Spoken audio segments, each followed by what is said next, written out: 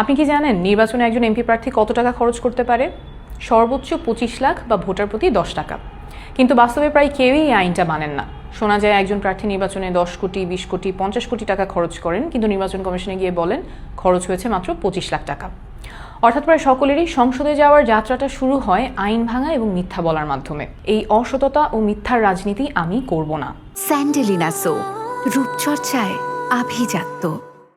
NCP থেকে আমি ঢাকা 9 আসনে মনোনয়নপ্রাপ্ত হয়েছি এবং আমি প্রতিজ্ঞা করছি আইনে অনুমোদিত টাকার বাইরে একটা টাকাও আমি খরচ করব না। অনেকেই বলেন যে এত অল্প বাজেটে নির্বাচন করা সম্ভব না, আমি বেশি আইডিয়ালিস্টিক, এভাবে নির্বাচন হয় না।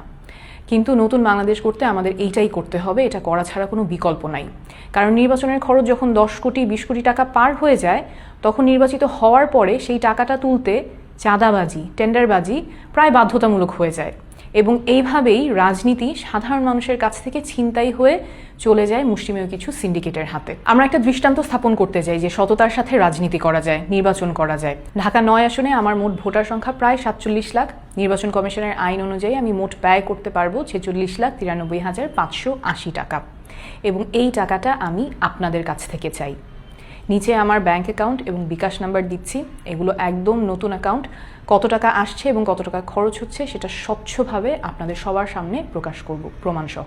আমরা যদি একটা আসনের জন্যও দৃষ্টান্ত দেখাতে পারি যে জনগণের কাছ থেকে টাকা তুলে জনগণের সাথে ক্যাম্পেইন করে নির্বাচনে জেতা সম্ভব, তাহলে আগামীতে এমন আরও অসংখ্য মানুষ এগিয়ে আসবেন যারা সৎ, যোগ্য এবং রাজনীতিতে আসার সাহস দেখাবেন। এই লড়াইটা আপনি আমি মিলে করলেই আমরা জিতে যাব। আমি আপনাদের সাহায্যের আশায় থাকব।